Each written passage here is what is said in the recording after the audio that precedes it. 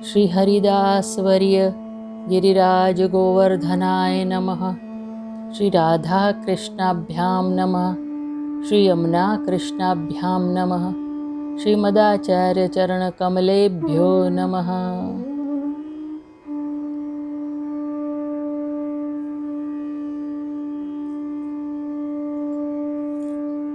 पूर्व में हम वसंत पंचमी का महात्म्य समझ ही चुके हैं और अब आगे वसंत पंचमी के बाद होरी तक का जो काल है, जो समय है फाग के दिनों का, उसको समझने की कोशिश करेंगे।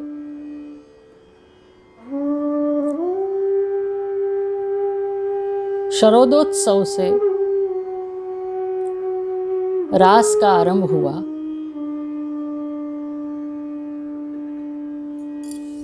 जिसे रास पूर्णिमा भी कहते हैं, शरद पूर्णिमा, और चैत्री पूनम तक 6 महीने का रास का पूरा काल है।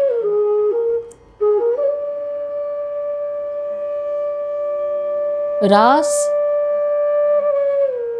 यह परम फल है।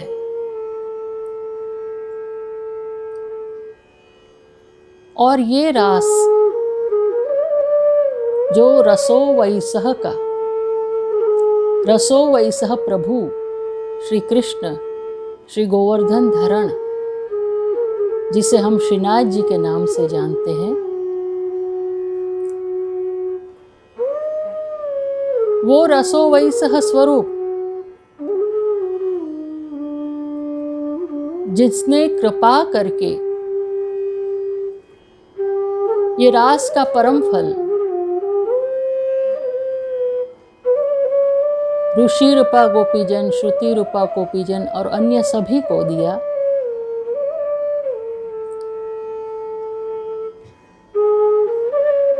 तो जब यह लीला चल रही थी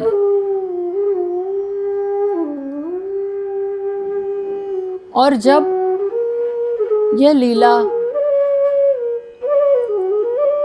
यह रास का क्रम 6 महीने की रात्रि का जो रस वर्षा बरस रही थी, उस समय अंतिम दिनों में बड़ों से सुना है, वो मैं आपको बता रही हूं।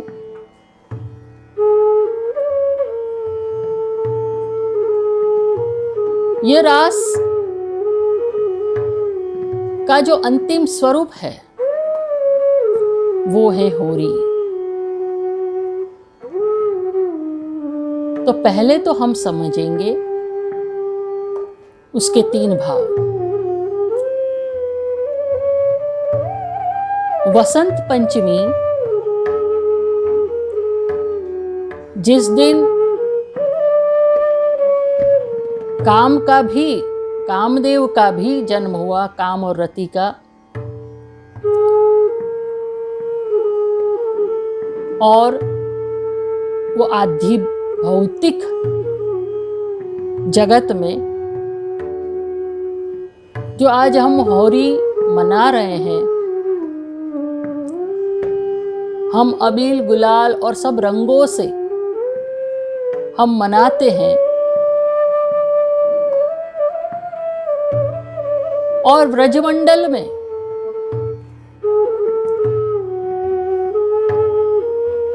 ये पूरे भारत वर्ष में मनाया जाने वाला त्योहार, जो वहां ब्रज का भी त्योहार है, तो प्रभु ने उस त्योहार को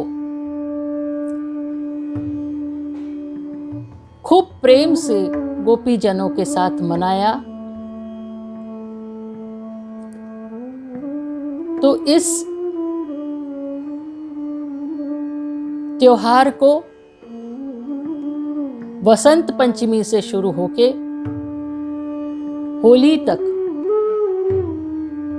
पूनम तक उसका 40 दिन का समय है जो पुष्टि मार्ग में मनाया जाता है।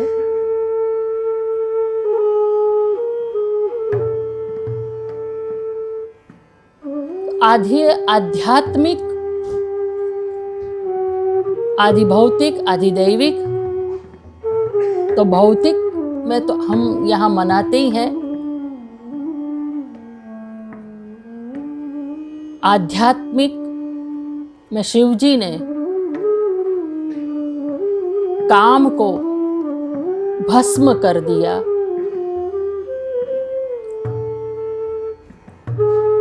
और आदिदेविक पक्ष में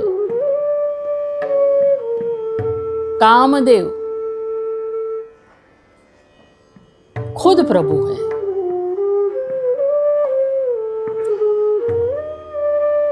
रासलीला में सुखदेव जी बार बार यह शब्द का प्रयोग करते हैं, योग योगेश्वर। आपने काम को हरा दिया। काम को कहा कि तू तेरे सब बाण लेके आ।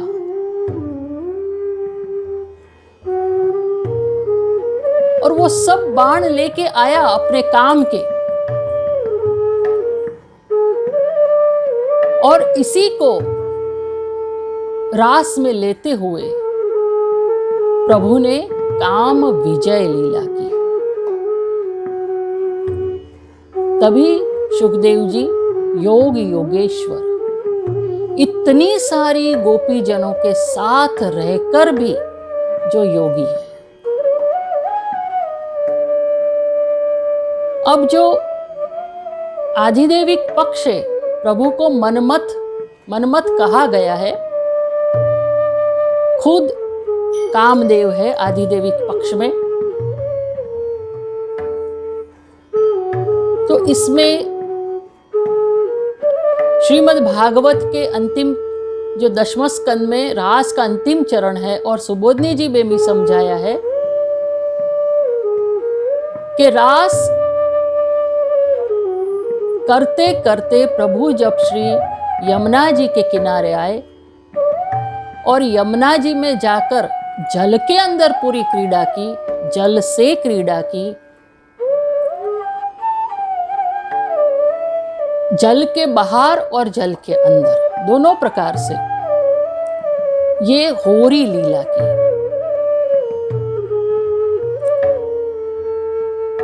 और इस होरी लीला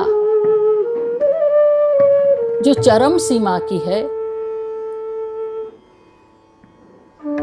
ये होरी में अपना रस प्रभु ने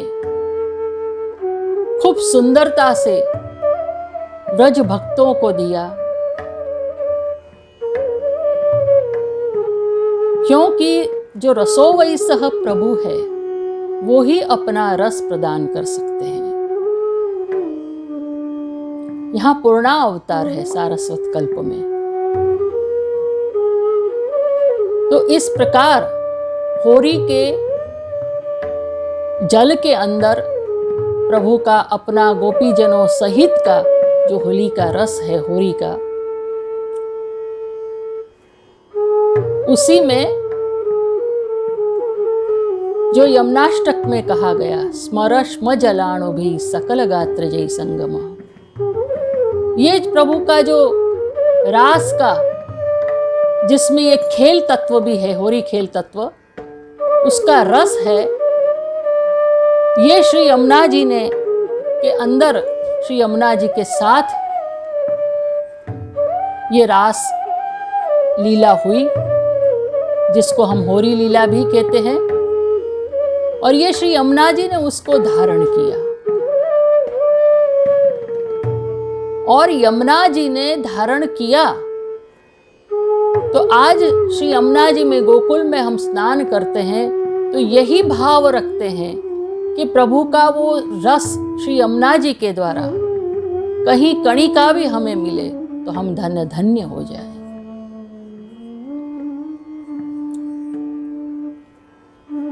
तो है ये होलिका जो ब्रज में मनाई गई, जो 40 दिन की है, जिसमें 10-10 दिन सात्विक, राजस, तामस और निर्गुण के हैं, और चोवा चंदन चोवा अबीर गुरार जो श्री स्वामिनी जी, श्री यमुना जी, श्री चंद्रावली जी और श्री ललिता जी के भाव से प्रभु रंग से खेलते हैं। पहले सूक्ष्म खेल होता है 10 दिन, फिर बढ़ता है।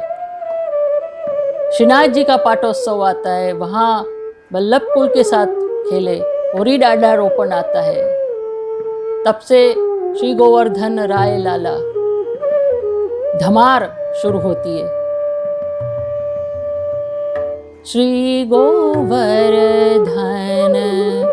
राय लाला, श्री गोवर्धन राय लाला, प्यारे तिहारे सुंदर नयन विशाला, तिहारे उर सोहे बनमाला, याते मोही रही ब्रिज बाला, श्री गोवर्धन राय लाला।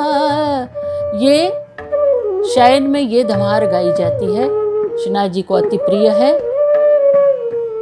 ये धमार कुंज एकादशी से एक दिन पहले तक गाई जाती है, और फिर कुंज एकादशी के दिन प्रिया प्रीतम कुंज में अपना निज होरी खेल खेलते हैं, और श्री गोविंद स्वामी को इस खेल के दर्शन हुए और उन्होंने गाया, ते मोहन को मन हर लीनो, तो भी न रहो न जाए प्यारी। ये खास होली कुंज एकादशी का पद है, और रसिया में हम गाते हैं, खेले श्यामा श्याम रे, आज कुंजन में होरी, कुंजन में होरी प्यारी, कुंजन में होरी, कुंजन में होरी लाला, कुंजन में होरी, खेले श्यामा श्याम रे, आज कुंजन में होरी। ये गाते हैं, और आज से फिर ये गारी भी खास गाई जाती है।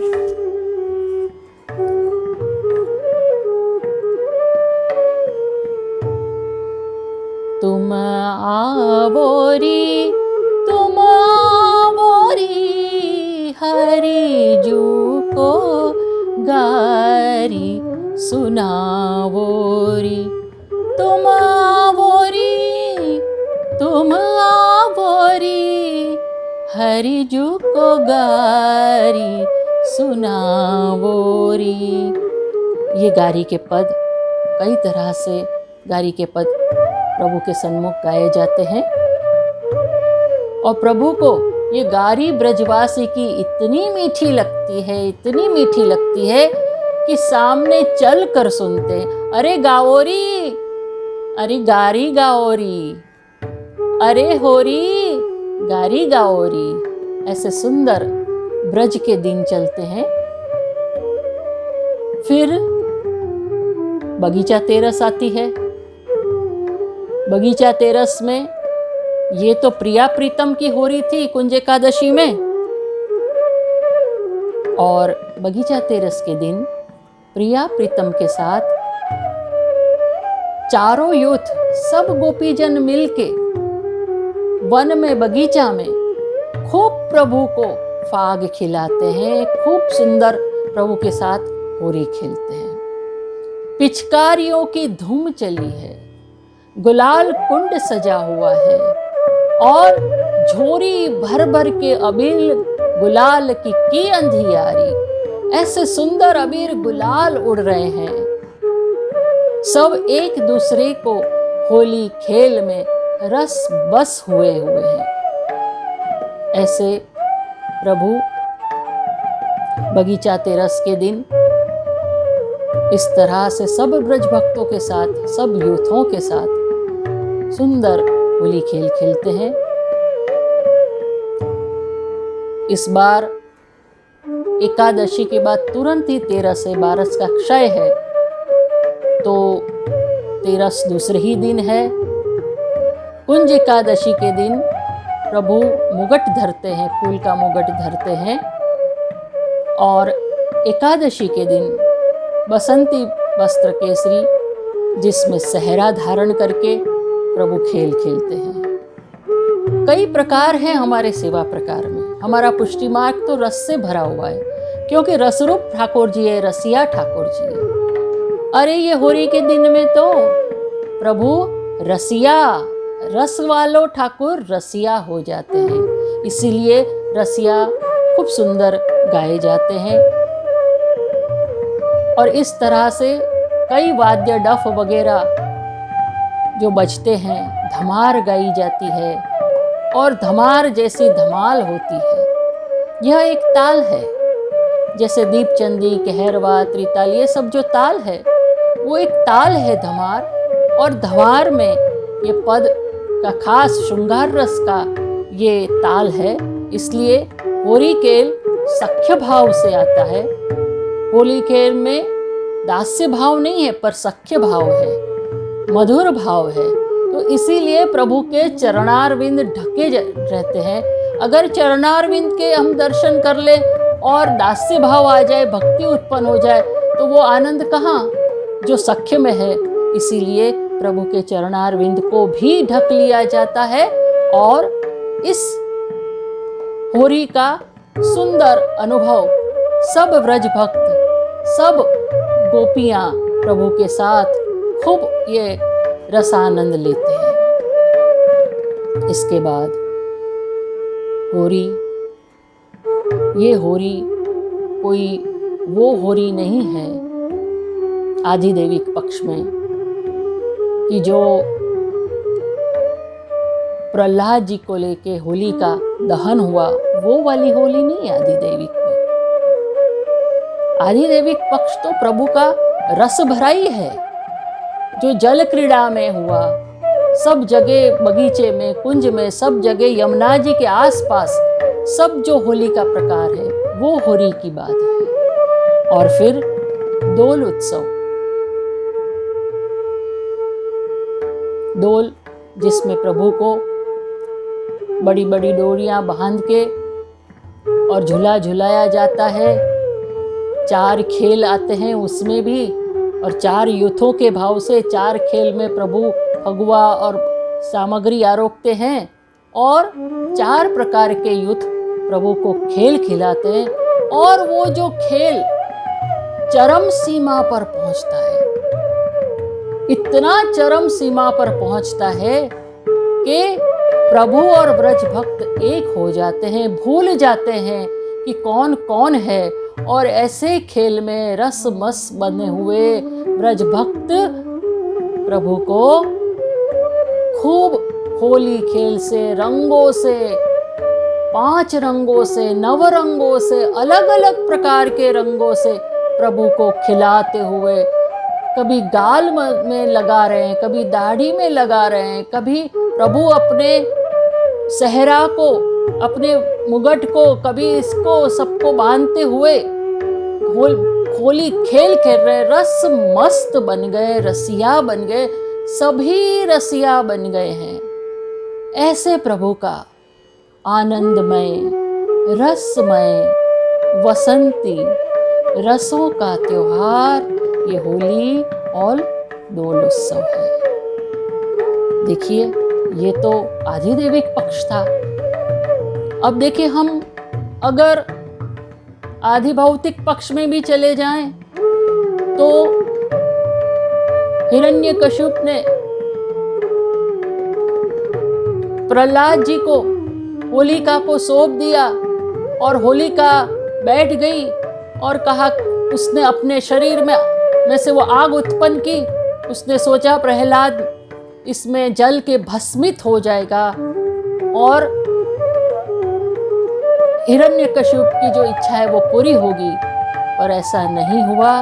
प्रभु के भक्त कभी डरते नहीं हैं, और जहाँ प्रभु के भक्त हैं वहाँ प्रभु उनकी रक्षा करते हैं। यह कार्य सुदर्शन जी को हमेशा के लिए सौंप दिया गया है कि जहाँ भी मेरे भक्तों की समस्या हो, कोई तकलीफ हो, तो सुदर्शन जी पीछे पीछे ही चलते हैं और प्रभु उनकी रक्षा करते हैं। उनका योग क्षेम प्रभु वहन करते हैं। गीता जी ने भी ये बात कही है। तो ये बात प्रहलाद जी, जो हरि नाम हमेशा उनके मुख पे रहता था, हरि नाम तो अमृत है, अमृत से भी बढ़कर है। तो होलिका मर गई वहां, होलिका भस्मीभूत हो गई, बुराई चली गई, बुराई पर सच्चाई की जीत हुई। आज ही के दिन पूतना को भी प्रभु ने मारा था, ये भी होली का ही दिन था। तो इस प्रकार आदि भौतिक पक्ष में हमने ये देखा, लोग होली जलाते हैं और उनका पूजन करते हैं, और उस समय जो धान वगैरह आते हैं वो भी सब होलिका में डालते हैं, क्योंकि प्रहलाद जी की जीत हुई। तो उसका पूजन करके वो अग्नि को बहुत ही पवित्र मानते हुए, उनके परिक्रमा करते हुए, जल चढ़ाते हुए लोग, उसकी खूब मान्यता हमारे देश में है होली उत्सव की। तो ये आदि भौतिक पक्ष है, और आदि भौतिक पक्ष आध्यात्मिक पक्ष और आदि दैविक पक्ष। तो हम अपने आप को खूब धन्य समझे कि प्रभु परब्रह्म परमात्मा, जिनका रसो वही सह स्वरूप कोई समझ नहीं पाया है, किसी को प्राप्त नहीं हुआ है, और श्री वल्लभ की कृपा से हमें श्री प्रभु का ये आधिदैविक पक्ष हमारे सामने आया। 252-84 वैष्णव निमित्त बने, और आज भी हम पुष्टि मार्ग में ये भाव कम से कम इतना समझ भी रहे हैं, इतना देख रहे हैं, ये सब लीलाओं के दर्शन कर रहे हैं हमारी हवेलियों में वल्लभ कुल के पास। तो ये भी हमारा सौभाग्य है, धनभाग्य है। समय आगे कैसा आएगा हमें कहाँ पता, कोई धर्म की क्या स्थिति होगी, कोई गुप्त होंगे घर धर्म, तो वो वंचित ही रहेंगे। पर आज जो भी है हमारे पास, हम जहाँ भी हैं इस उत्सवों को देख पा रहे हैं, इसको मना रहे हैं। देखिए कोरोना के काल में कई चीज़ें हम नहीं कर पा रहे, कितना रसिया का आनंद है, कितना ठाकुर जी के साथ होली खेल का आनंद है, और आज हवेलियाँ बंद है, हम नहीं देख पा रहे हैं। तो ये हमारा भाग्य नहीं है। तो कई बच्चे या कोई आगे की जनरेशन ये सब हमारी जो चीज़ें हैं, हमारी धरोहर है, उसको कभी देख पाएंगे कि नहीं ये तो पता नहीं।